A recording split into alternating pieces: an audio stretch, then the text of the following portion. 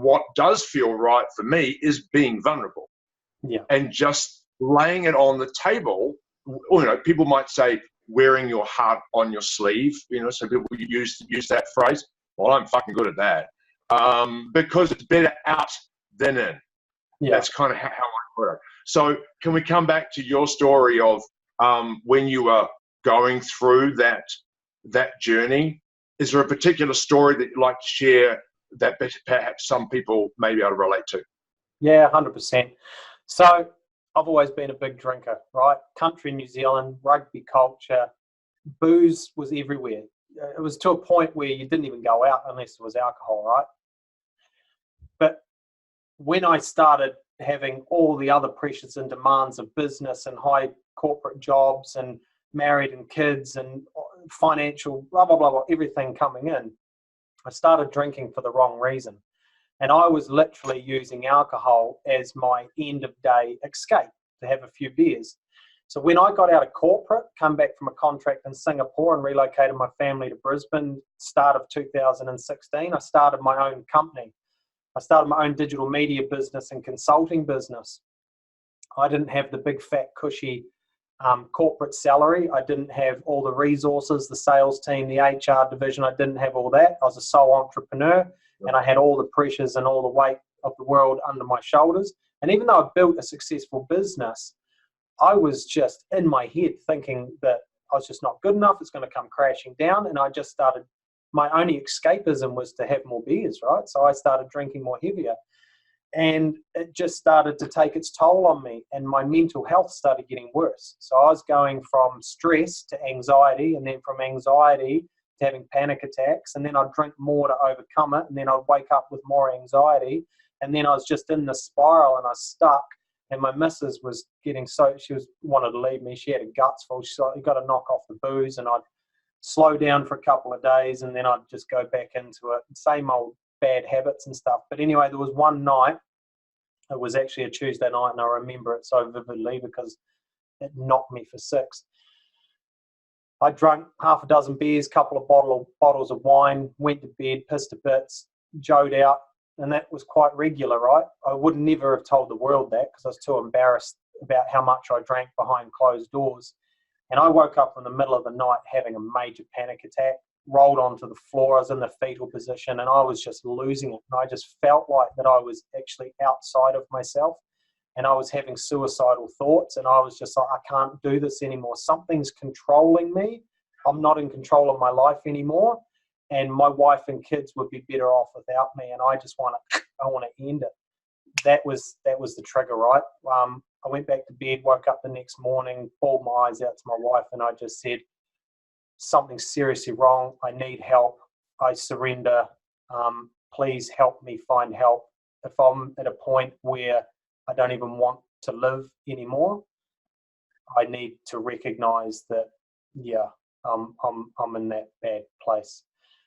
So that's when my journey began, and that was when I said I'm willing to do whatever it takes because I'm in some serious pain right now. So I started doing AA to knock off the alcohol. I started doing some kinesiology to do some healing work and to get myself out of deep survival. And I just started on that journey.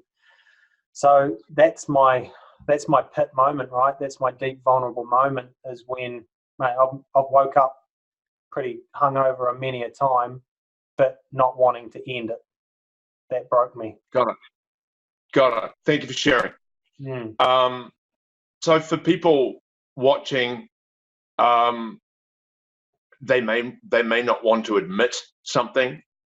What would you recommend someone just to start our conversation somewhere?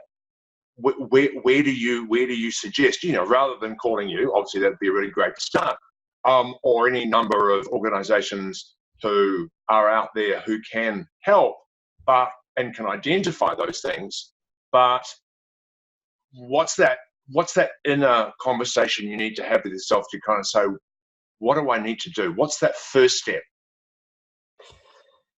You need to recognize when you're actually out of control, if that makes sense, that you're not in control of your life, that you're not happy, that you're actually a bit out of control.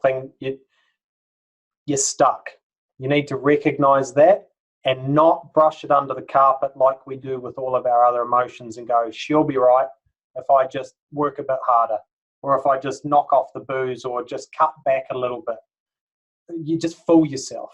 All right? If you're in the same bad negative pattern and it's slowly getting worse, first thing you've got to do is just be honest with yourself. There is a lot of places to get help, but you have to be honest with yourself to then reach out for the right help. And then you need to identify the help that's specific for you. So for me, I wasn't ready for coaching. I had to go to AA first. But the thing is, I was at a broken point that I thought if only I could get rid of the alcohol, my whole life would be better.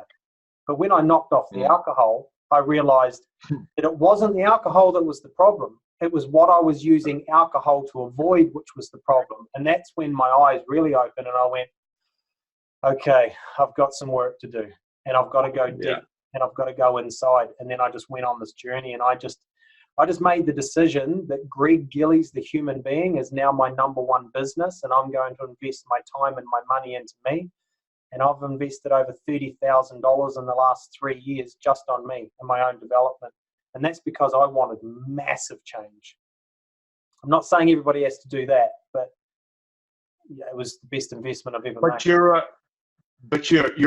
a kind of a guy who doesn't do things by halves. So you have that level of success in business, and you have that level of success in your life. When you discover, and I like to use those words rather than change, it is transformational. It is completely transformational because you're on a different plane to the one that you were on before. And it's amazing when you get that aha. I mean, there's a lot of work to be done, but it's really amazing when you just get another look at life from a completely different perspective, but it's still you. Yeah, so when you're stuck and when you're broken and when you're under all that pain and pressure, you're usually stuck in your head. And it's just the negative self-talk, and it's just the chatter that's just going round and round and round and round. So you could never imagine yourself. I could never imagine myself 3 years ago who I am right now. But when you start doing the work and you start peeling back the layers and you drop the guard, you take off the masks and the facades and all the bullshit that you hide behind for the outside world to just go. So on Facebook, everybody's just like, Greg Gillies, he's got an awesome life. Look at him. But it was all bullshit. It was just what I wanted them to see, because I was always looking for external validation to make me happy, and I was never looking for internal validation, and that's why I never found happiness. Because the only way to find happiness is inside of yourself. Well, I was avoiding myself at all costs because inside of myself was just pain. It was just years of suppressed emotions and stuff. So when you start going in this process, peeling back the layers, and you go on a healing journey, it's like the veil lifts and you just go, oh, shit. Now I know the truth. And then you want to go all in on the truth, because even though it's painful and it's a bumpy road upwards instead of a bumpy road downwards. And I tell you what, I'd rather go up than down. Life is good, bad, good, bad, good, bad, good, bad, then you're dead. Yeah. But it can get bloody good, I tell you. And the bumps in the road just become little bump, like you don't even notice them. Like I just don't notice shit anymore. I'm done so much work on my mind and body, and I've connected with my higher self, and my energetic vibration is so high that even when I'm around people, I'm just a different person. Different people are coming into my life, different opportunities coming into my life. Every area of my life, and I'm not saying this from an arrogant point of view, because 3 years ago, every area of my life was turning to shit. But now every area of my life is just getting better and better and better with less effort, because I'm not forcing everything. I'm just allowing it to happen and just enjoying the now and living in the present, not stuck in the past or constantly looking at the future. And yes, it's. I think that's one of the things that when I had my mental health challenges in the last really 8 months or 6 months, I think I was complete with the past, but I certainly wasn't being present. I was stuck in the what if, or am I going to be successful, or am I going to achieve this, and yada yada yada. And I just wasn't being present. And when you're really present, it's like nothing matters. It just doesn't matter. Yeah. So, so in terms of your, do you find that when you're with people and with these newfound skills, do you find now that you have this ability to read into who they're being, and or potentially even dive underneath the, it's almost like, people will mask through, tonality or what have you, and then you just like dive straight in and say, oh, I'm sorry about your marriage, and they go, oh my God, how did you know about that? You get this ability to be so present that you don't hear other people's bullshit, you just hear the truth. Yeah. So when you let go of all of the baggage and the past suppressed emotions and stuff, what happens is you start to connect with your inner self, which is your intuition. When you're living from your intuition and your intuition's heightened, you can see the truth. It is just glaringly obvious. But when you're in pain and you're living in victim and blame, all you can see is victim and blame. It's like you're blind, right? When you clear all that shit and you're living with intuition, you can energetically read people. You can intuitively read people.